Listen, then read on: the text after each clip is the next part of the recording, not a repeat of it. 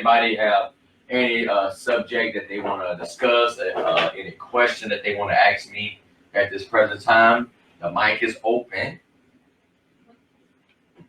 That's how we do it. The mic is open. Okay, that's what I'm talking about. If you're studying, you're going to always have questions. You are going to have a question. So Sister Karen has a question. I do. So we've been studying on the tribe of Ephraim, and just trying to find out more about what that tribe looks like. And where I stopped today in my reading was the situation where that Levite in Judges chapter 18, 19, where they go visit the house and the Benjamites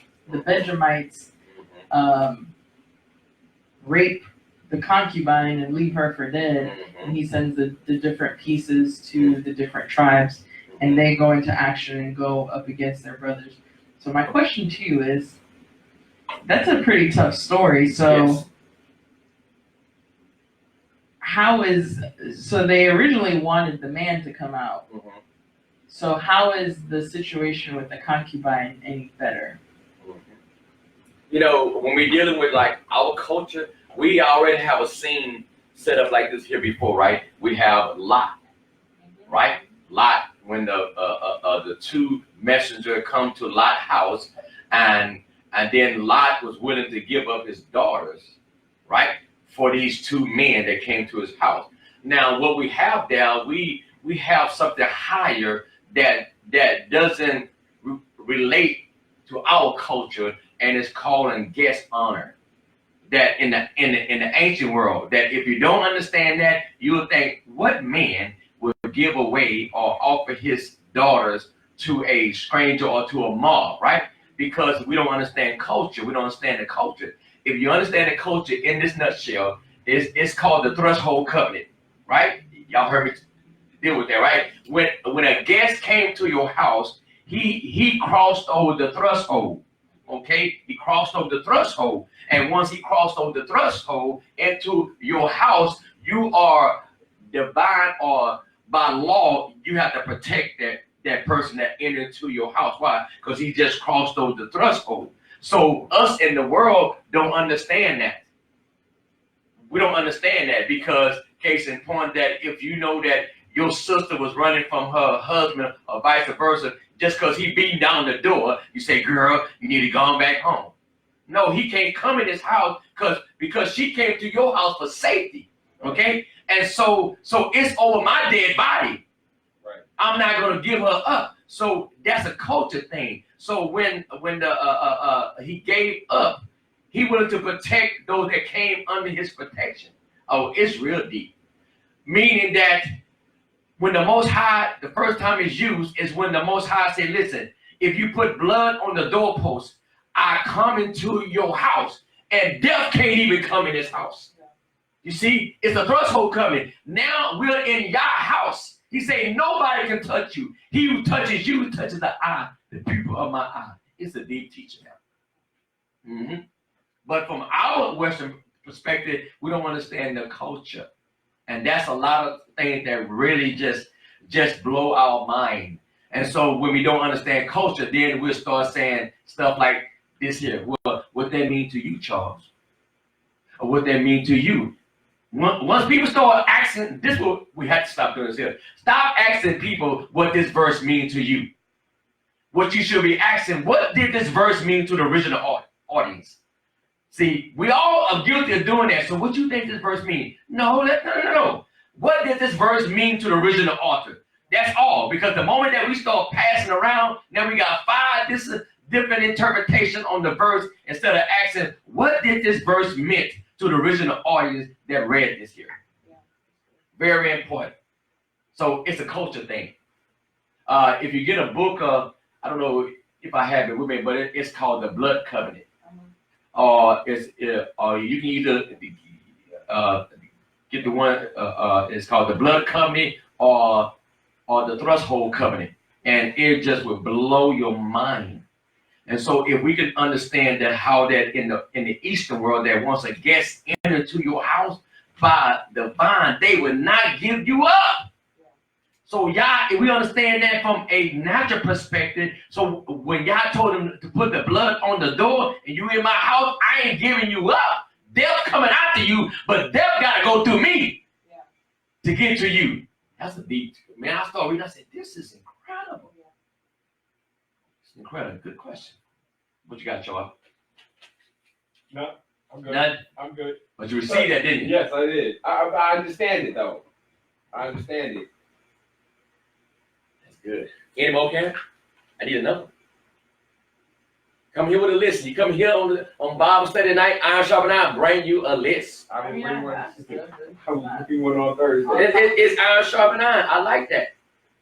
Well, Because I don't want to give my opinion. If someone asks me, well, I got the threshold coming, I can back it up in the scriptures. I can back it up with my academic books. So I'm not saying believe with no. This where I get this culture from, this concept from, and you can go check it out yourself and read it, and you'll know the truth. Yeah. Go ahead. Yeah, just back to the Ephraim thing, because that's the tribe that we are. I was just trying to find what symbols represented Ephraim and Manasseh. Mm-hmm. And I think that was kind of complicated and difficult because when Jacob blessed them, he said to them, "May Jehovah make you like Ephraim and Manasseh." And a lot of what he did was give Ephraim and Manasseh some of the same blessings that he gave Joseph. So I had a little trouble trying to find that. Well, let me help y'all on this here. Where she want to go, let's go to chapter 40. Let's go to chapter 40. Put it in parents, maybe 40. Genesis. Genesis, 48. 48. Let's go to 48. And I'm gonna give you one of the symbols that we have hijacked as a when I was under the umbrella of Christendom, right? That we hijacked it, but I'm gonna show you. Because you have saw this on maybe a necklace where you will see the symbol of a fish and the cross, or a symbol of the fish and the menorah, right? You ever saw that one? So now they got all three: the cross, the fish, and the menorah. But what they did in the first century is that when the persecution was broken out, right? And so they used to make because I know people are gonna want to see. But what they would do will make a symbol like this here. I'm gonna show you. I'm gonna do what they do, and you'll know exactly what I'm talking about, guys. If y'all can't see it, yeah, put it right here. I'm gonna show you what they would do. So let's say that in the first century, and persecution is breaking out, right? So they persecution, and you just can't be out and about. Just out like that because you got the persecution, right? So what they would do, let's say that they would make this symbol. So you would come, so I'm talking to you, right? And so now you would come, I would do this here. Okay, I would do this here, and then if I knew that you was from Ephraim, you would know to make this the rest of the sign. You would do that. The fish. Yeah. So Christianity jacked it. This represents God. He said, "I will make you like what? Fish," right? Is that what the verse says? Where? The verse right here in Genesis chapter 40. Genesis chapter 48. Start at verse 16. Verse 16. Verse 16. The angel who has delivered me from all harm, may he bless these boys.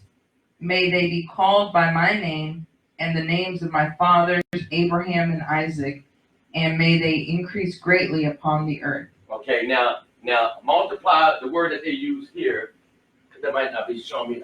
I need to go large on this camera right quick. Hold up for a minute, guys. I know y'all, I want y'all to see me, so let me go a little large right here, more out here. Okay, that's good. Okay, that's good. So now, in the King James, what we have in the King James, what he says here in the King James, he say, and the angel, he said, what he says in 16, at the bottom that when he say Abraham and Isaac and Jacob, right? He say, let them grow, okay, grow into a multitude of fish. So the word grow is dagash, is where we get the word for fish. Okay, the same word. You can verify that in Genesis chapter 1, verse 26. Okay, let them grow. Let them grow. Okay, let me move this out of the way before my wife is saying I can't see you. But so this, when you see the symbol of Ephraim, okay, Ephraim is dagash, the fish. Okay, that's a symbol it was in the first century. They knew this here. So when we look at Ephraim, Ephraim represent the northern kingdom when they was divided, right? So now Ephraim represent the northern kingdom, but then we know that the menorah represent the southern kingdom. So that's what they would do. Christianity jacked it, but they really don't know what it means. They just think it's some kind of jewelry. But that's what that means. So we can say that the menorah represent the southern kingdom, and the dagash, the fish, represent the northern kingdom. But don't get it mixed up with the Dagon, the fish god. Don't get it mixed up, because Satan always like to pervert things. So now I don't want to wear a fish on around my neck because it represents the, you know what I'm saying, Dagon, the dash god. Well, don't let the enemy pervert these things. Yeah. You see? So I wouldn't have any problem if someone wants to use those, because some symbols are clear and some really not clear. But if I want to use that, then I can explain why I'm using that, and then don't get it mixed up because you see Dagon, but that's not now. This represents our tribe, and the enemy always wants to pervert things. Always. So that's the symbol for her tribe. Right. It can be, as I say, that she has not found one clear, right? Clear. So what I'm saying, based on my research, I wouldn't have no problem using that because of what Jacob did. That dagash, let them multiply, okay, as dagash fish. You see? And so that could even just trace you that when Yeshua fed the multitude with fish. See, a lot of things that Christendom has adopted, but not with understanding. You see, we see the fish and we thinking that the people that he fed, but that also, that's true, but it also could represent Ephraim and Manasseh. You see what I'm talking about? Mm-hmm. So, and it'd be no problem to recognize that the menorah represents Judah, because soon you have it inside your house. Somebody gonna ask you if you what? Jewish. You know, so it's just plain and simple. Plain and simple. All right, let's get into our class here. Our teaching going to be tonight. We'll wait on Brother Mike. Give me one more question, and got another question? I mean that's good. I like that because it's called iron sharpen iron. Somebody else out there got a question? Take a seat. Anybody has a question out there? It's iron sharpen iron. How can I stay sharp? I was waiting on that. No, yes, we were. Who's the rich people? I've been listening. So you teaching is the first one on the right. How y'all doing? No questions online. So No far. questions online? Okay. How y'all ladies doing? I know y'all fun. I know you. Yeah, huh? Where are you from? Because Pastor Jay was showing me, I recognize her. I know. It's a restroom. Might be related. Yeah. That's okay. We still at the questions. Mm-hmm. Where everybody at? They show up for the Shabbat. And what time is it? Saturday at 12. Oh, Saturday. Yeah. Oh yeah. It'll be a packed house on Saturday. Here is for the students. Any questions? How's it going tonight? You doing all right? How you doing? White. Huh? What's that? White. The white. Right. That's a shirt like that. Our studying is going to be this evening is going to be on Jacob or Esau versus Jacob. Esau versus Jacob, which is going to be our studying tonight. Esau versus Jacob. Many people don't understand when you look at history. It's written. History is actually written from the author perspective. That is the Most High. And just like any great movie, when you think about this, guys, that when you think about a movie, you're going to see the movie, but the author that wrote the book and produced the movie already know the beginning and the end, right? He know all the plots. He know who's going to be the star. He know who's going to be the villain. All this here. Why? Because he wrote the story. Well, the Bible is the same way. The Most High is the author. He knows who's the bad guy, the good guy. He knows all this here, and he get to choose. Just like if you write a story, don't you get to choose who be the villain and the hero? So this is what the Most High is doing. He's get to choose who's going to be the villain and who's going to be the hero, who's going to play every part. You see, everybody plays a part. So now, let's look at a few things here. Let's go to Isaiah for a moment. Isaiah chapter 46. Anybody else in here like to read? I get your microphone. Y'all ladies, y'all like to read?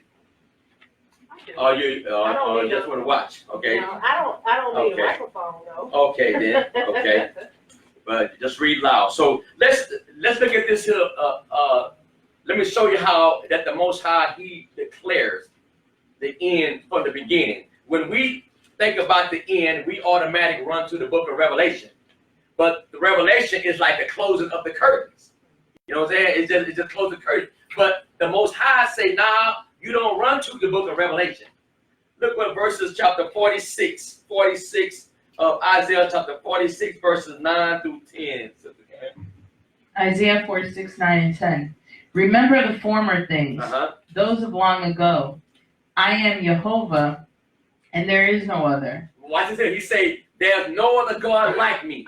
And he's going to tell you why there's no other God like him. Go ahead. I am Jehovah, and there is none like me. I make known the end from the beginning, from ancient times what is still to come.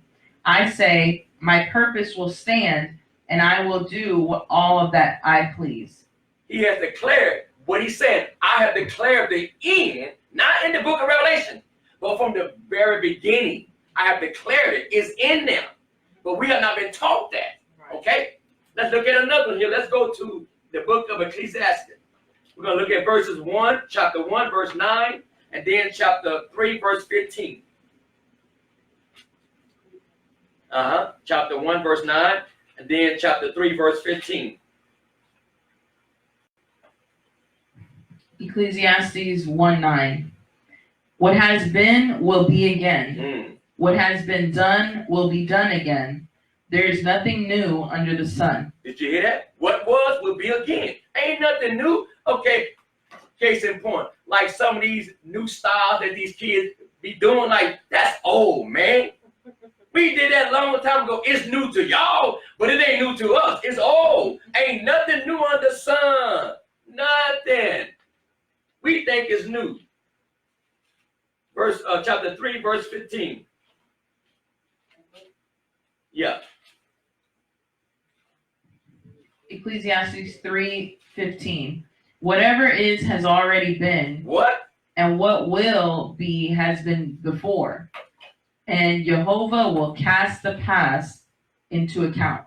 Will call the past into account. In other words, he's saying, listen, I have already showed you what I'm going to do.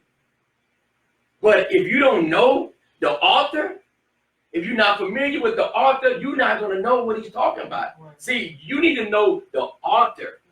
He wrote the book. See, because I can tell you about the author, but because you don't know the author book, I can tell you something that's not in the book, and you'll think the author put it there. It's very important that we got to know what he said. You see, because if you saw the movie, then I can't lie to you about the movie. Why? Because you saw it. You say, no, he didn't do this here. And this is why people are being deceived, because they don't know the book yet. This is a movie that's played out every day. Every day. And if a pastor get up here and he don't know the script and you don't know it that well, I can sell you a script that doesn't exist. Amen. Amen. And you grow up believing all your life. Like, I never knew that wasn't in the script. Right. Because you never read it. Exactly. You got to be very careful. Matthew chapter 24. Let's read this verse here. Matthew chapter 24. Listen what the Mashiach says. He warns us about the end time. This is the end time prophecy. They asked him about his coming. What shall be the end of the age? Listen what he says in verse 4. He warns us. Matthew 24, verse 4. And Yeshua answered, watch out that no one deceives you. For many will come in my name, claiming, I am the Messiah, and will deceive many. Notice that in this text, and this is the end time prophecy, they asked him, what shall be the sign of your coming? The first thing, he didn't say the rumors of war. He didn't say earthquake. He didn't say none of that. He said, be on guard that no man deceive you. Right. Right. See, the first thing that comes out of your mind is the most important thing. Mm-hmm. Take heed that no man deceive you. We are living in a time of information that's coming so fast, and you got to check these things out. Right. Right. You write down what I say, then you go home and verify those things. I tell people, don't fall in love with me so much that you don't check up on me. Right. I want y'all to be intelligent. I want y'all to search the scripture. Where did I get that from? Acts chapter 17, verse 11. Watch this here. Listen, I don't want y'all to believe me because I'm black. The same color y'all know. We don't do that stuff. Let's pick it up in verse 10.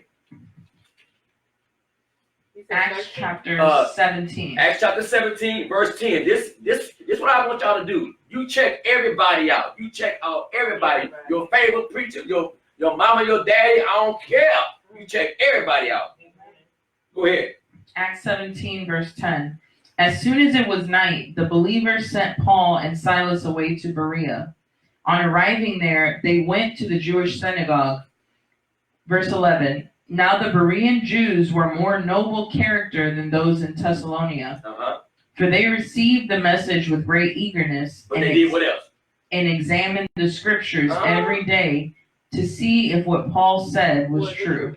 You can shout amen all day long, but I'm saying y'all go home and check out what I'm saying. Right. Yeah. See?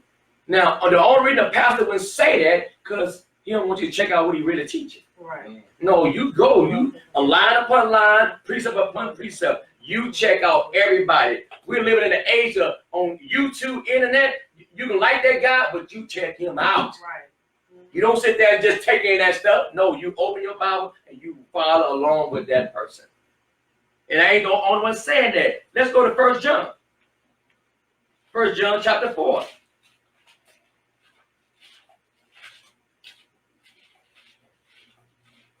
Listen what 1 John says. Chapter 4, verse 1. This is what he said. Because, man, it's a lot of stuff out there, man. I'm trying to get y'all, I don't care. We know we the people. But check these guys out. We got to check everybody out. Go ahead, verse 1. 1 John 4, verse 1. Dear friends, do not believe every spirit. Now, believe every spirit. Do not believe every spirit. Go ahead. But test the spirits to see whether they are from God, because many false prophets have gone out into the world. Notice that. John said, listen, John said, don't believe every spirit, but try the spirit. Okay, test it. Now, what is spirit? Because people say, oh, it's floating up and down the spirit. No, what is spirit? The Bible always defines itself. Let's see what spirit is then. John 6:63.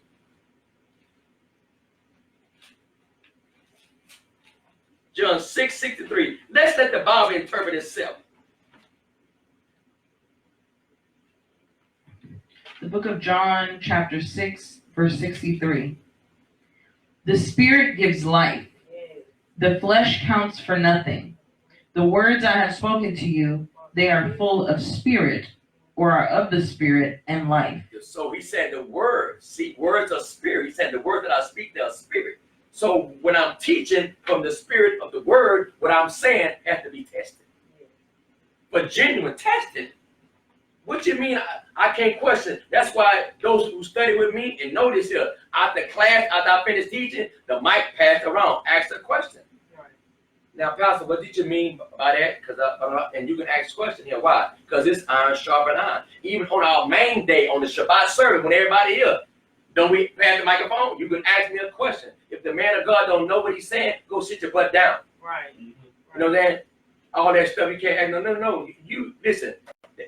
The Bible said that man watches over your soul. Yeah. So don't take nobody's word for it. I don't care if it's TDJ, crypto, quarter, or it's a dollar quarter. I'm sorry. Oh, Lord. So now, let's get into our text, our lesson. So we say our teaching tonight is Esau. Oh yeah, I want to show you one more. Let's go to Psalm 78 first. Psalm 78, we're going to read verses 1 through 4. Psalm 78, 1 through 4.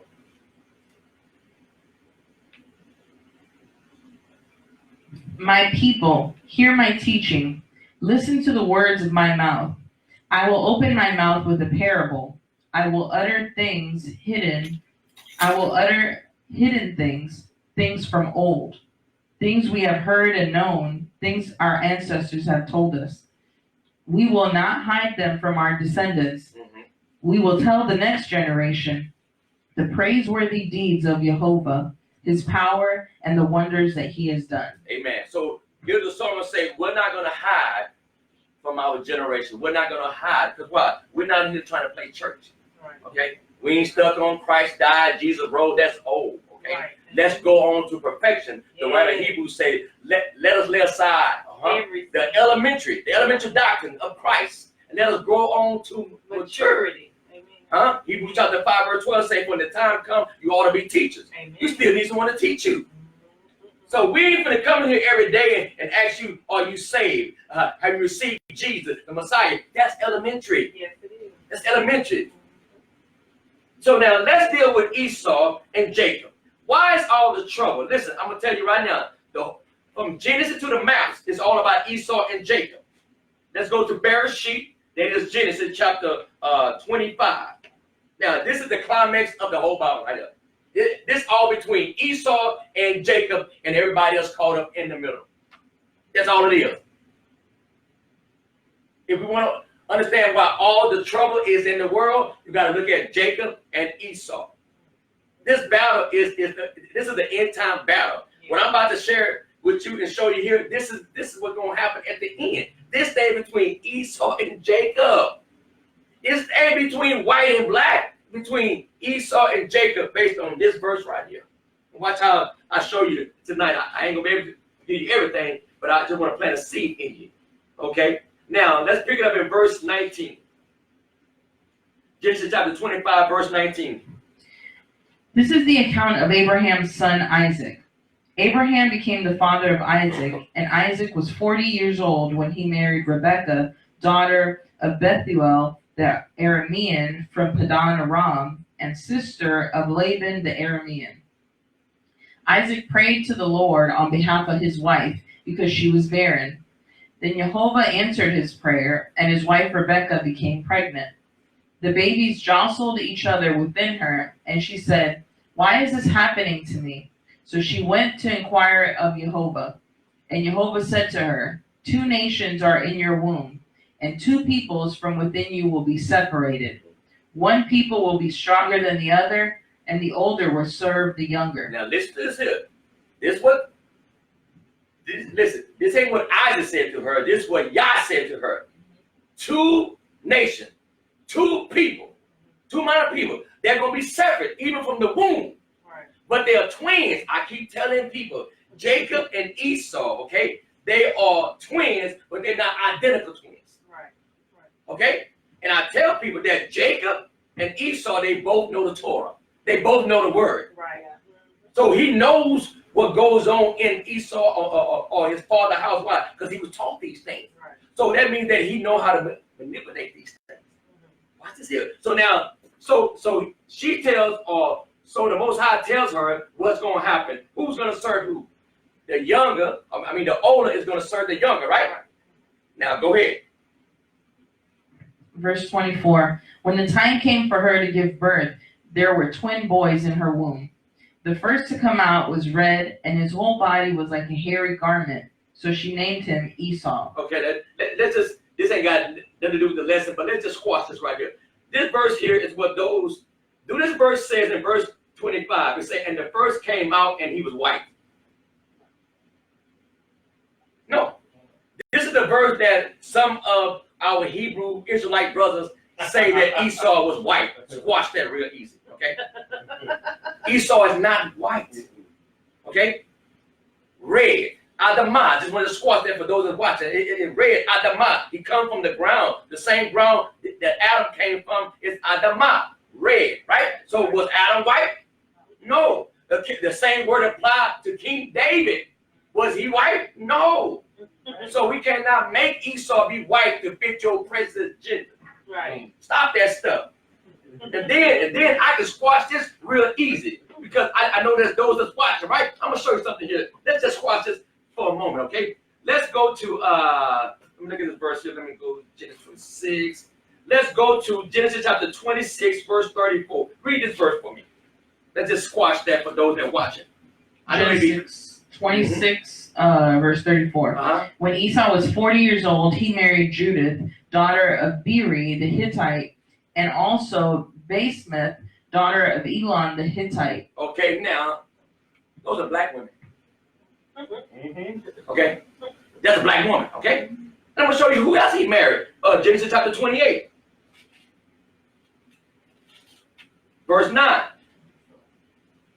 So he went to Ishmael and married Mathalath, the sister of Nebaioth, the daughter of Ishmael, son of Abraham, in addition to the wives he already had. Ishmael is black. Why? Because his mama is a Hagar, the Egyptian.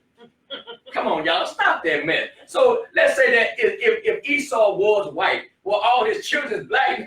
Because y'all know once we get in his blood, listen, come on now. All the women that he married was black. Right. So he doesn't trust. I'm just trying to help y'all just in case y'all run across that kind of doctrine. It's false. Okay? Now, let's go back to our text. Chapter 25. Genesis chapter 25. So now it tells us that Esau, right? He's red and in shape, whatever. Verse 26. After this, his brother came out with his hand grasping Esau's heel. So he was named Jacob or Yaakov. Isaac was 60 years old when Rebekah gave birth to them. Okay, now, what the text wants us to know, now, think about this here, okay? So now, here's the child in the womb, right? So now, and the text wants us to know that Jacob had to put his hand to protect his head from Esau's foot, right? The moment you hear that, it should take you back to Genesis 3:15. And wow, Genesis 15. I will put enmity between your seed and her seed. He shall bruise your heel, but you shall crush his head. It's an idiom, the seed. All this is about the seed. The seed of the woman and the seed of the serpent. That's all it is. And all of us are playing a role. Right. You either the son of Elohim or the seed of the devil. Yep. You can't. There's no neutral. There's no neutral. Yeshua said that you either with me or against me. Right. There's no neutral. We don't want to just like, well, I'm gonna just wait. I ain't gonna serve God or the devil. Oh, you serving one, but right. Ain't no such thing. If you serve self, that's devil. Yeah, that's the devil. You can't stand on the neutral ground in life. You can't. So we see this conflict, right? Now, he's 60 years old, right? Verse 27, let's go. The boys grew up, and Esau became a skillful hunter, a man of the open country, while Jacob was a quiet man, staying among the tents. Okay, and the moment that you hear he was a hunter, who the first person come to your mind? Ishmael, and who else? I'm going back further. He was a mighty hunter. He was a mighty hunter. Huh? Nimrod. Remember, he was a mighty hunter. Nimrod was a mighty hunter before Yah. So it's tracing the seed. All the seed has a fruit. The Mushah said you'll know the tree by its fruit. Amen. So all of them have the same characteristic. And so I want you to think of the scripture, because this thing, if we take the word and stop calling the Bible and call it the scriptures, you're all in the script. Right. We were written into the script before the foundation of the world. Okay? So he writes us in. And it's only up to your characteristic what part that you're going to play. You're either going to be against him or with him. And he don't mind. He'll use you as Pharaoh, as Nebuchadnezzar. He don't care. You want to be my adversary? I still use you, Judas. Right. I let you play whatever role that you want to play. Why? Because he knows the end from the beginning. Right. Amen. So by a person, listen, by the sure fact that you're here tonight, by the sure fact that you're walking with him, you're written in his script of salvation. Amen. Now walk it out. Amen. Walk it out. Yes. That's the people saying, if you in here and you serving him, you know about him, because why? He has chosen you from the foundation of the world, and you just catching up. Yeah. Did not he tell Jeremiah, I knew you before you was in your mother's womb? I said, well, where was he before then? I say, where was Jeremiah before? He said, I knew you before you was in your mother's womb. I said, well, where was he before? Could it be that we already out there, but our mother and daddy had to come together? and then why? Because to come to this earth, you have to have a bodysuit. You can't come to this earth without a body. Very important. That's why once your body shut down, you gotta leave. So anything that comes to this earth without a body is a what? A demon. See, demons need a body. Y'all need a body. Very important. So now we see that Esau is going to have the same characteristic of a Nimrod, a hunter, a mighty hunter. What was Nimrod hunted? Animals or human? Man. You see? So Esau is going to have the same characteristic. Trap you. Set you up. And once he got you in his world or his trap, you can't get out. Right. That's why there's a lot of people trapped in homosexual. Can't get out. A lesbian, drug dealer, can't get out. Right. You see? The master had to come and move that off of you to set you free. Yeah. But guess how? You had to cry out. Yeah. You had to cry of that animal, and you can rescue him. Mm-hmm. And that's what Yah did to us. He heard our cry, and he rescued us. Yeah. And not just one time, you cry out to him. Yeah. Every time that we need a deliverance, you just cry out to him. Mm-hmm. And so we see that they grew. Now, watch this here. Anytime the Torah or the scripture is given this much information, it's telling you, pay attention. Yeah. Throughout the text, throughout Genesis, this is going to be the storyline. You're either going to be on the side of Esau or the side of Jacob. Yeah. You see, I want you to picture in your mind before you leave here, this is a story, and it's written out. But what happened to us, they say, well, when you get born again, start reading your Bible in what book? The book of John. You don't even know the story. You don't know the story. You see how this done messed us up? No, you start at the beginning, then when I get to the New Testament, I know who it is. Like many people, I'm jumping ahead of myself. Now, watch this here. Verse 28. Isaac, who had a taste for wild game, loved Esau, but Rebekah loved Jacob. Once when Jacob was cooking some stew, Esau came in from the open country, famished. He said to Jacob, "Quick, let me have some of that red stew. I'm famished." That is why he is also called Edom. The same word, red stew, is the same word that Esau came out red. You know what stew looked like, huh? Just like that's his color. The writer telling you he looked like stew. You know what stew look like? It ain't white. I ain't eating no white stew. I'm gonna tell you right now. No. The white is spoiled. Hey, I'm not eating it. Go ahead. Jacob replied, First sell me your birthright. Look, I'm about to die, Esau said. What good is my birthright to me? But Jacob said, Swear to me first. So he swore an oath to him, selling his birthright to Jacob. Then Jacob gave Esau some bread and some lentil stew. He ate and drank, and then got up and left. So Esau despised his birthright. Now, I want those to know, because people who are uneducated in the scripture, did Jacob steal his birthright? No. Esau sold it. Yep. And then the text wants us to know that Esau despised his birthright. Now, you have to understand, in biblical culture, the birthright was given to the firstborn, all right? The firstborn, the double portion. And then the firstborn was responsible for leading the tribe. Right. See?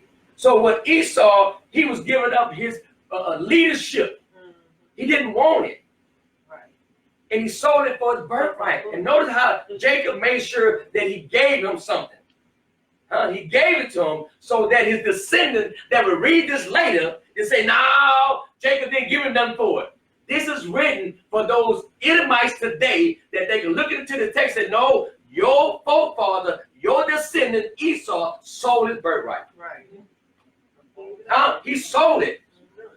Because why? Why? Because we are going to come from Jacob. What come from Jacob is the 12th tribe, right? So now this is going to be the tribe that we represent, Israel. So now we have to understand, if I'm in Israel, then I can't live like Esau.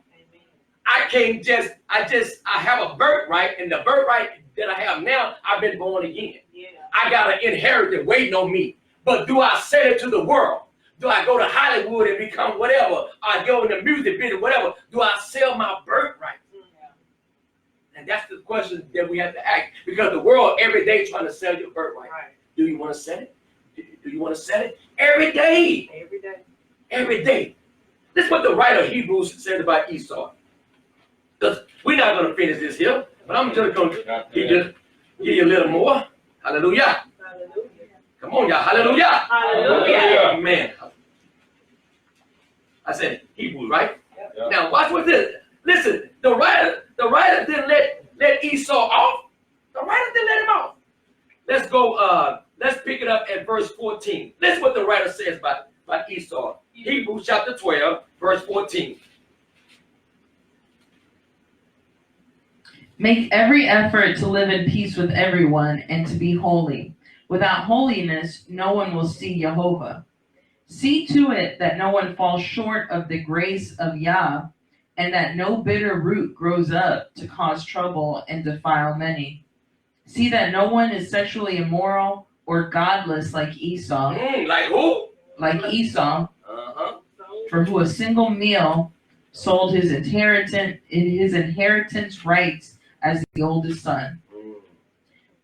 Go ahead. Afterward, as you know, he wanted to inherit his blessing. He was rejected. Even though he sought the blessing with tears, he could not change what he had done. Couldn't get it back. Huh? See how a passion can cause us that one night stand? Yeah.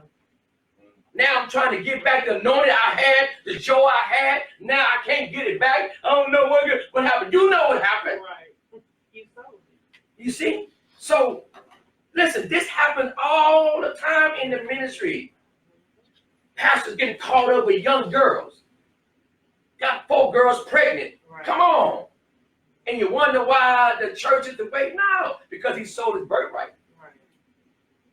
You see, the birthright ain't for us to sell. We can give it away. And all the enemy does, he comes to you every day. Every day. You know she looking at you.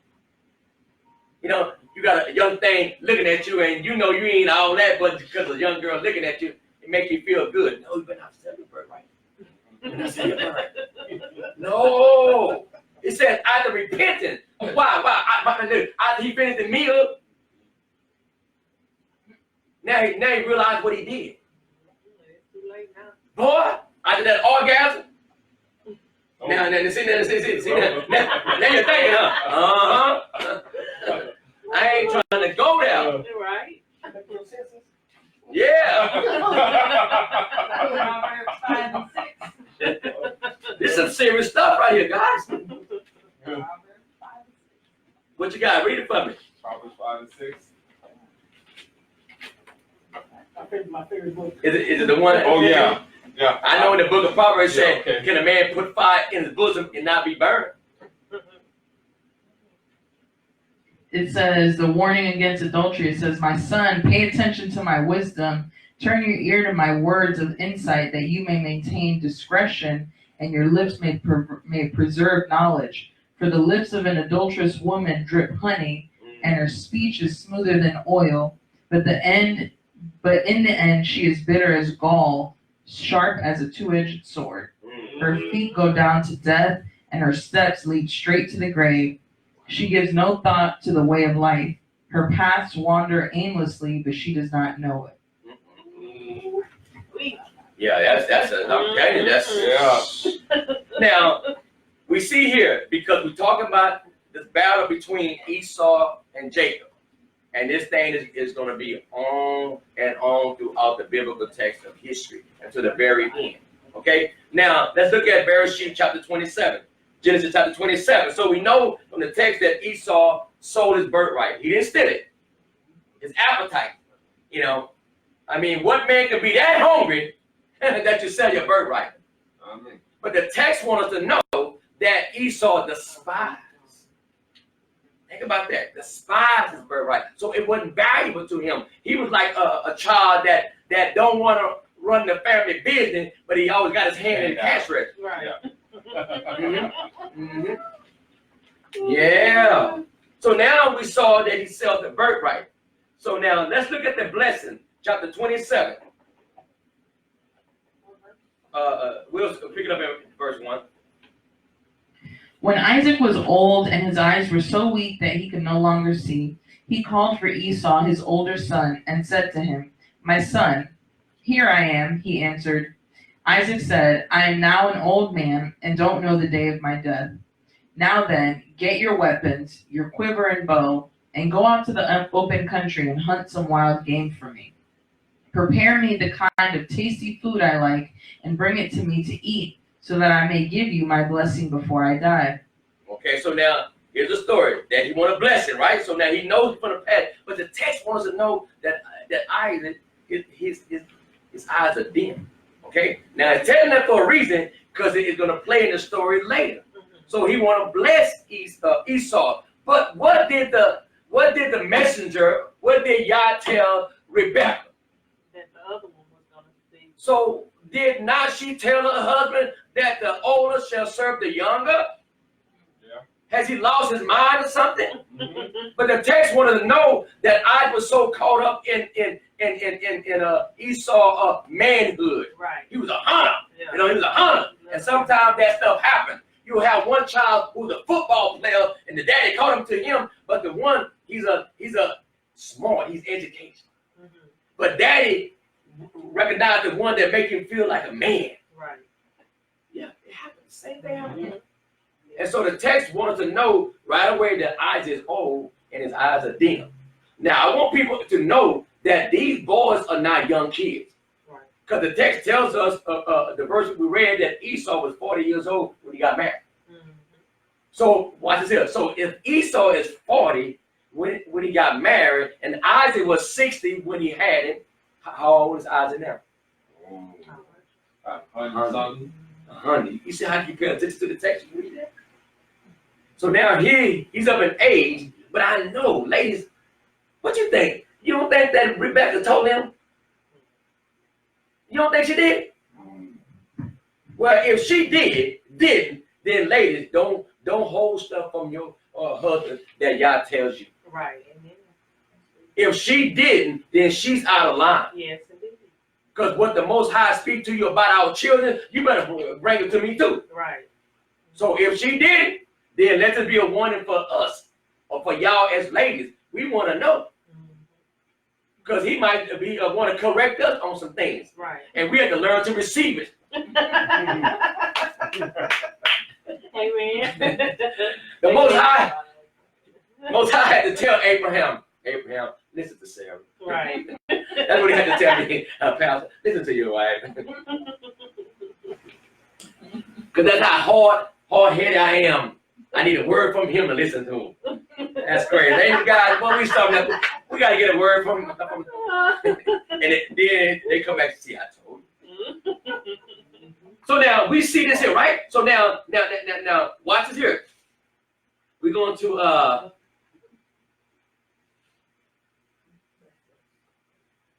but we know that his mother. Well, I'm gonna show you something here though. Let's keep going because I want to bring out something. Verse 5. Now Rebekah was listening as Isaac spoke to Esau. Hey, don't y'all be listening to stuff all the time.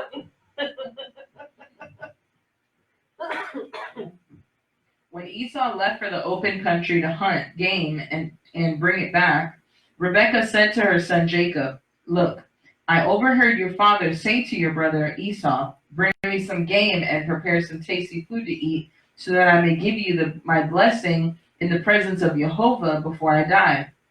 Now, my son, listen carefully and do what I tell you. Go out to the flock and bring me 2 choice young goats, so I can prepare some tasty food for your father, just the way he likes it. Then take it to your father to eat, so that he may give you his blessing before he dies." Verse 11. Jacob said to Rebekah, his mother, "But my brother Esau is a hairy man, and I am a man with smooth skin. What if my father touches me? I would appear to be tricking him and would bring down a curse on myself rather than a blessing." Now, let me straighten this out, because you hear people that's uneducated when you're reading the text, is that they say that Jacob's name means a deceiver. But Jacob just told you himself. He said, "Mama, I can't do that. Right. I seem like a deceiver to my father." So now here is the mother. Now, Yah is going to honor, because Isaac not doing right. And so it's amazing, ladies, how we have to make y'all, you know what I'm saying, do this kind of stuff, because we won't do right. And so here this woman has the wisdom to do like, I know what I said. I know what I heard. I know what I heard. Because why? It can happen in our lives. You can have 2 kids and you want to bless them, but you know what Yah said. But because that's your favor. And this what's going on. I'm glad the text don't hide all this here. This is in our family, Jacob family, Israel family. And look how we scam it. Mm-hmm. Now, we can see it as she's trying to get old, but this lady said, no, she's not going to let this go. Right. She's making it happen. The same, I'm telling you. So Jacob said here that, no, I'm going to be as a deceiver. In verse 13, his mother said what? "My son, let the curse fall on me. Just do what I say. Go and get them for me." You don't think that she was serious about that? This woman is willing to take on the curse, to honor what the Spirit of Yah said to her. How many mothers willing to do that? Huh? How many mothers willing to do that? Now we can see us from a Western perspective. Oh, that's scheming and that's conniving. That woman heard from Yah. Right. She know what God told her. Huh? Yeah. Yeah. And this man wouldn't do right, and so she stepped in. I'm glad she did. Yes, indeed. Because you know why? Because if Esau was the firstborn, you know the character of Esau. He's a murderer. He's a fornicator. He's a adulterer, and that's how we would have been. Right. We were just like that. Look at Esau's descendants. They live by the sword. So I'm glad that she stepped in. And the text that wrote her down in history. Now, I want to bring out something. Now, you just stop at 8, but since y'all drove, I'm going to give y'all some extra time. All right? Go ahead. 14. So he went and got them and brought them to his mother, and she prepared some tasty food, just the way his father liked it. Then Rebekah took the best clothes of Esau, her older son, which she had in the house, and put them on her younger son Jacob. She also covered his hands and the smooth part of his neck with the goat skins. Then she handed her son Jacob the tasty food and the bread she had made. He went to his father and said, "My father." "Yes, my son," he answered. "Who is it?" Jacob said to his father, "I am Esau, your firstborn. I have done as you told me. Please sit up and eat some of my game so that you may give me your blessing." Isaac asked his son, "How did you find it so quickly, my son?" "Jehovah, your Elohim, gave me success," he replied. Don't act like y'all ain't never lied on God. Huh? Boy, this stuff is real. Yes, indeed. Oh, man. Don't act like y'all ain't never. You know God didn't tell you that was your husband, but you just say, and the Lord. No, the Lord didn't bring you. It's the quick how we do that. And here he is, I mean, he's doing just like what you and do. Right. Now raise your hand, you stay with me. Hey, you ever lied on the Lord? Come on now, come on, raise your hand. Especially in church. Well, the Lord said that. The Lord ain't said nothing. He ain't said nothing. And one of the most famous quote that most people use when they don't want to do something for you, they say, well, if the Lord will. Yeah. But this, I'm glad they put this text in here. Can you imagine how that Jacob felt? Think about it. This is he didn't want to do this here. Right. Because wow, now they know what we don't know. They know that whatever come out of his daddy mouth is a curse or a blessing. Right. So now, I'm like, he had to be going there scared, because man, if his father found out that he's trying to deceive him, he can pronounce a curse on him. Right. Yeah. So this thing to us look like it's something simple and easy. No, it's not. Right. No, it's not. Go ahead. Then Isaac said to Jacob, verse 21, "Come near so I can touch you, my son, to know whether you really are Esau, my son Esau, or not." See, he kind of knows something. Yeah, he knew. Listen, those who have But he kids. couldn't see. Hey, if we as parents sense something ain't going right in the house, get up. Right. Get up. You know something like them kids are too quiet. And then we need to check this stuff out. So Isaac kind of knew something, but his eyes was dim, but now he's going by his feel. See, now he done lost one of his senses to see, but so he's trying to feel. But watch how this text is gonna come out. Verse 22, Jacob went close to his father Isaac, who touched him and said, "The voice is the voice of Jacob, but the hands are the hands of Esau." He did not recognize him, for his hands were hairy like those of his brother Esau. So he blessed him. "Are you really my son Esau?" he asked. "I am," he replied. Then he said, "My son, bring me some of your game to eat, so that I may give you my blessing." And Jacob brought it to him, and he ate it. And he brought some wine, and he drank. Then his father Isaac said to him, "Come here, my son, and kiss me." So he went to him and kissed him. When Isaac caught the smell of his clothes, he blessed him and said, "Ah, the smell of my son is like the smell of a field that Jehovah has blessed. May Jehovah give you of heaven's dew and of earth's richness, an abundance of grain and new wine. May nations serve you and peoples bow down to you. Be Lord over your brothers, and may the sons of your mother bow down to you. May those who curse you be cursed, and may those who bless you be blessed." What a blessing. One thing I can say, God, because we are part of Abraham, Isaac, and Jacob, because Jacob and his mother did that, has that deceiving spirit, it runs in the family. I mean, what you mean? That can be people in the fellowship acting like they're really down with us, Right. but they're really very deceiving.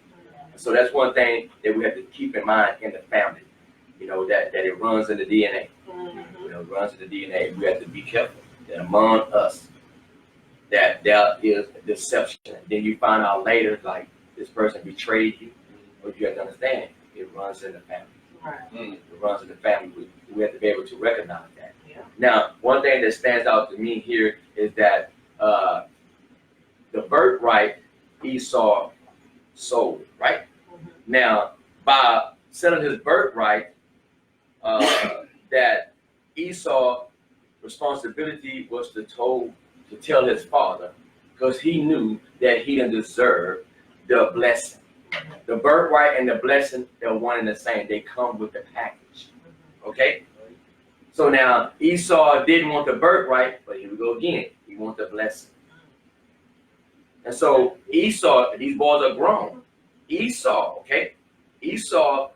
his responsibility, he should have told his daddy when his daddy said, "Son, come, let me bless you." That was his opportunity to say, "Father, I got something to tell you." Right. You see, our Father want to bless us. He want to bless us. He really do want to bless us. Yeah. But we cannot deceive him and acting like that we're living upright and doing the right thing. And no. Right. No, we can deceive each other, but we can't deceive him. His eyes ain't dim. His eyes run to and fro through all the earth. He knows exactly what we're doing. And so we need to learn from this here that our Father is not like Isaac.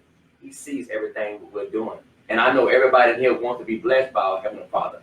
And so let us not be as Esau, a deceiver, just want the blessing, but don't want the responsibility. The responsibility is obeying the Father's commandments, his instruction, and what he has told us to do in his word. Amen. Amen. Amen. That's good. Now, watch this here. Go ahead. Verse 30. After Isaac finished blessing him, and Jacob had scarcely left his father's presence, his brother Esau came in from hunting. He too prepared some tasty food and brought it to his father. Then he said to him, "My father, sit up and eat some of my game, so that you may give me your blessing." His father Isaac asked, "Who are you?" "I am your son," he answered, "your firstborn Esau."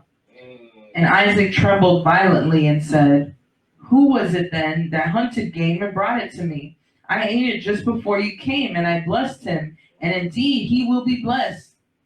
Then Esau heard his father's words, and he burst out with a loud and bitter cry and said to his father, bless me too, my father." But he said, "Your brother came deceitfully and took your blessing." Esau said, "Isn't he rightly named Jacob? He has deceived me 2 times. He took my birthright, and now he's taken my blessing." Then he asked, "Haven't you reserved any blessing for me?" Isaac answered Esau, "I have made him lord over you, and have made all his relatives his servants, and I have sustained him with grain and new wine. So what can I possibly do for you, my son?" And Esau said to his father, "Do you have only one blessing, my father? Bless me too, my father." Then Esau wept aloud. His father Isaac answered him, "Your dwelling will be away from the earth's richness, away from the dew of heaven above. You will live by the sword, and you will serve your brother. But when you grow restless, you will throw his yoke from off your neck." See that? So now it's setting the stage. The whole thing from the book, from the Genesis to the maps, is all about Esau and Jacob. What do Esau want? He wants the blessings. So the text informed us that Esau, everything that he gets is going to be by the sword. Name a country that everything they get is by the sword. America. And I can show you constant how Esau is mingled among every race. That's how you blend in. So when people say, notice that out of all the people in history, nobody ever talked about the Edomites, Esau. It's like he disappeared off the planet. Wow. They don't want to talk about him. But he's the arch enemy with his mind. He's the arch enemy of Israel. This is what he says in verse, what's that, 44? 41, I'm sorry. 41. Esau held a grudge against Jacob because of the blessing his father had given him. He said to himself, "The days of mourning for my father are near. Then I will kill my brother Jacob." The word that they translate here as King James said, "and I will slay." That's the Hebrew word slaughter that's used for sacrifice. Slaughter. I will slaughter my brother. So notice that this goes out in his word, right? Esau said, "I'm going to slaughter my brother." So now he speaks that word out, right? He speaks that word out. Now this thing goes through his descendants. They know. They listen. It's a family thing. So now all his descendant is going to hate Israel. They're going to hate the 12th tribe, Jacob. You have to know that. We cannot plead with Esau. We cannot plead with him. He's a murderer. Okay? Now, we in this story here, we're going to find out, which we ain't going to read it today, that Jacob had to go into exile.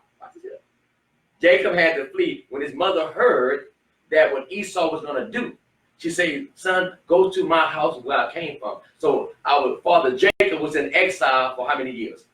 Remember? 20. He was in exile. You see what I'm talking about? So that's how he was protected. But when he was returning back home, he had to deal with Esau. I just want to read a few more things, and then we're going to close in a moment. Let me bring this out. Esau, this battle between Esau and Jacob is so real that the Most High say, I want all the world to know what I'm going to do with Esau in the end.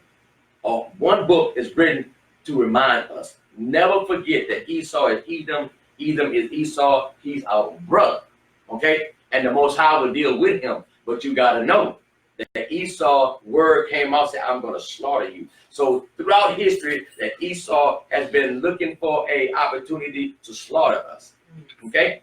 Now, what the world is finding out, and going to find out even more, that there is awakening for the true Israelites who was brought over here, right, on the Atlanta slave trade. So now, as we're awakening to who we are, then Esau going to find out, because Esau already know who we are. Esau already know. Now, watch this here. Y'all remember that Jacob, I said, oh, thank you, Holy Spirit, that Jacob pretended that he was Esau. Am I right? Mm-hmm. Now, guess what Esau is doing today? He's pretending like he's Jacob. Wow. He's in the land. We call them Jews, but that's Esau descendant, all mixed up. You see, Jacob is not in the land anymore. Jacob came over here on slave ships. Watch it. The world gonna find out. It's gonna blow the world mind out. It's coming out now. They're finding out that the true Israelites is us who came over here. They can deny all they want to. It's too much information out there. And when they really find out, or not find out, when they cannot stop it, oh, the war is on. The war is on between Esau and Jacob. Let me scare y'all some more then. Okay.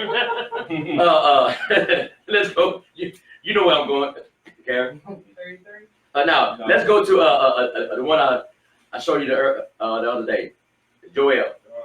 Oh, yeah. Yeah. I'm gonna show y'all. The Most High has only one people on the planet. I tell people, I say, name of people that Yah made a covenant with. Only one people on the planet he made a covenant with. That's Israel. Israel.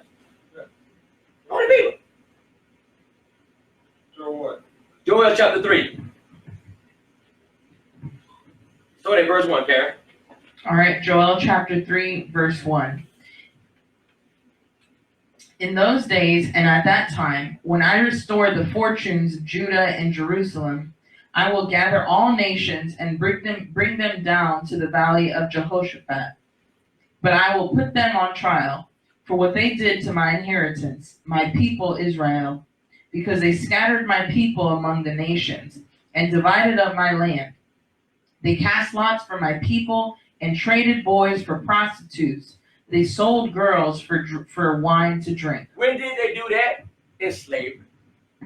Auctioned us off. Listen, the enemy knows this here. He knows his demise. The war is on. We can't run from it. Jump down to verse 9 that I showed you the other day. Watch what he says here. Chapter 3, verse 9. Proclaim this among the nations. Prepare for war. Now, prepare for church. Prepare for war. War. I'm telling y'all. Rouse the warriors. Let all the fighting men draw near and attack. Beat your plowshares into swords and your pruning hooks into spears. Let the weak say, I am strong. Come quickly, all you nations from every side, and assemble here. And bring down your warriors, Jehovah. Now, watch this here. In closing, go to the book of Obadiah. If you can't find it, go to your index. That's what it's there for. I just got to see these are the Bibles that I usually have. Now, this whole book here is about the demise of the Edomites.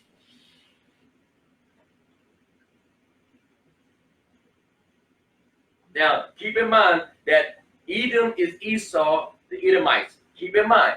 So Yah's going to deal with the Edomites at the end. Watch this here. It's only one chapter. Yeah, just verse 1, and then we'll jump down. The visions of Obadiah. This is what the sovereign Jehovah says about Edom. We have heard a message from Jehovah. An envoy was sent to the nations to say, "Rise, let us go against her for battle." Verse 2. See, I will make you small among the nations, but you will be utterly despised. Talking about Esau. Go ahead. The pride of your heart has deceived you, you who live in the clefts of the rock, and make your homes on the heights. You who say to yourself, "Who can bring me down to the ground?" Though you soar like an eagle and make your nest among the stars, from there I will bring you down, declares Jehovah. If thieves came to you, if robbers in the night, oh, what a disaster awaits you. Would they not steal only as much as they wanted? If grape pickers come to you, would they not leave a few grapes? But how Esau has been ransacked, his hidden treasures pillaged. All your allies will force you to your border. Your friends will deceive you and overpower you. Those who eat your bread will set a trap for you, but you will not detect it. In that day, declares Jehovah, I will not destroy the wise men of Edom, those of understanding in the mountains of Esau.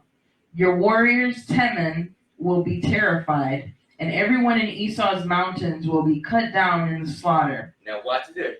He's going to tell them why he's coming against them. Go ahead. Verse 10. Because of the violence against your brother Jacob, you will be covered with shame, and you will be destroyed forever. On the day you stood aloof, while strangers carried off his wealth, and foreigners entered his gates, and cast lots for Jerusalem, you were like one of them. You should not gloat over your brother in the day of his misfortune, nor rejoice over the people of Judah in the day of their destruction, nor boast so much in the day of their trouble. You should not march through the gates of my people in the day of disaster, nor gloat over them in their calamity in the day of their disaster, nor seize their wealth in the day of their disaster. You should not wait at the crossroads to cut down their fugitives, nor hand over their survivors in the day of their trouble. You know what he's saying right there? When the slave traders came in to get us, Esau and his covenant people stood on the side and watched them do it. Mm-hmm. And then those of us had got away. Esau said, "Oh, there they go right there." Mm-hmm. And this is what the Most High said, right, book. Let them know this is what I'm going to deal with them in the end time. So I'll read the rest of it. Verse 15. For the day of Jehovah is near upon all the nations. As thou hast done, it shall be done unto thee. Thy reward shall return upon thy own head. For as you have drunk upon my holy mountain, so shall all the nations drunk continue. Yea, they shall drink, and they shall swallow down, and they shall be as though they have not been. But, verse 17, but upon Mount Zion, that is in Jerusalem, shall be a deliverer, and there shall be a holiness, and the house of Jacob shall possess their possession. Watch what verse 18 says. And the house of Jacob shall be a fire, and the house of Joseph a flame, and the house of Esau stubble. Burn them up. The day is coming. And they shall kindle in them, and devour them, and there shall not be any remain of the house of Esau, for Jehovah has spoken. This is what's going to happen. See, listen, Sunday morning church and Saturday church, that's stuff about to be old. Prepare for war. See, we are training people here. We about to go to war. First, our spiritual mind has to get ready. Right. You got to go to war dealing with issues in your own life. Because if you can't, listen, the book of Proverbs said that if you faint in the day of adversity, your strength is weak. So the first person that you and I have to wrestle with is our own self. You see, I got to beat this body, keep it in subjection. But understand that I have an enemy, you have an enemy. I ain't no pacifier, I'm just a believer, but I ain't in that war. you and Esau, y'all got with this. No. Right. I'm telling you that it's on. Right. The prove a point.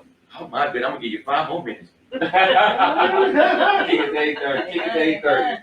Watch this here. Go to I'm gonna show you. Yeshua finna get involved in this here. AK Jesus of Nazareth. I tell listen, I tell people that Jesus is a street name. Everybody know him. But his real name is Yeshua. You hear me? What I say? Isaiah.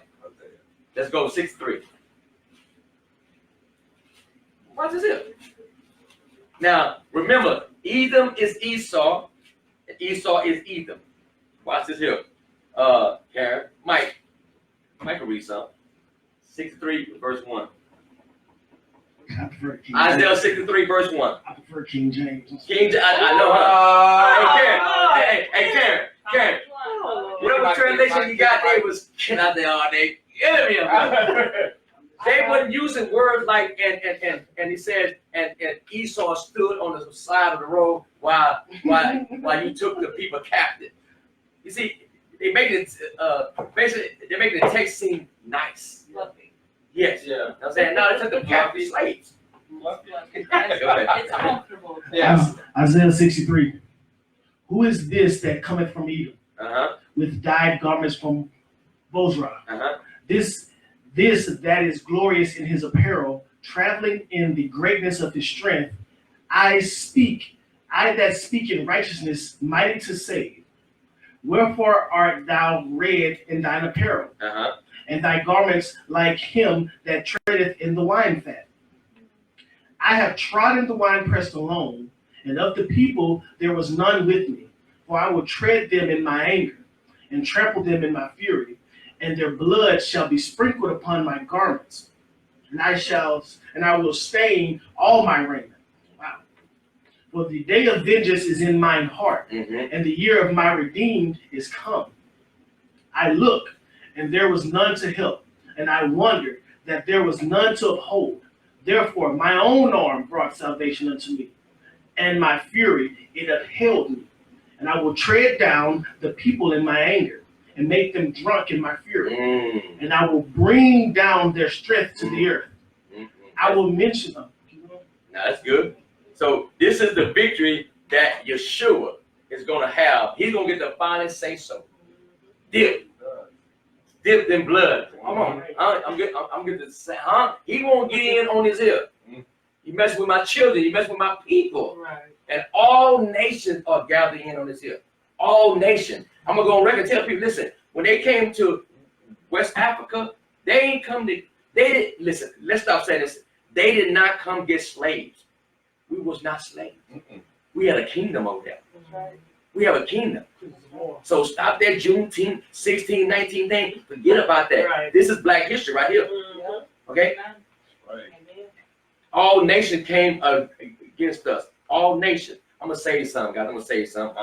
Amen. I'm going to say something. I ain't gonna lie to you. I'm going to say something because I want y'all to come back. I'm about to get crumped on Esau in this mud. But you got to understand about the war. This thing here, guys, is between Esau and Jacob. There's no neutral ground here. I promise you, there's no neutral ground. Right. You either with Esau or you with Jacob. And so everybody else is just in on it. All the nations, okay? And so Yah has declared the end from the beginning, and we have the book and say we win. So unto him who endures to the end Yeah. shall be delivered. Shall he be saved. So the fight is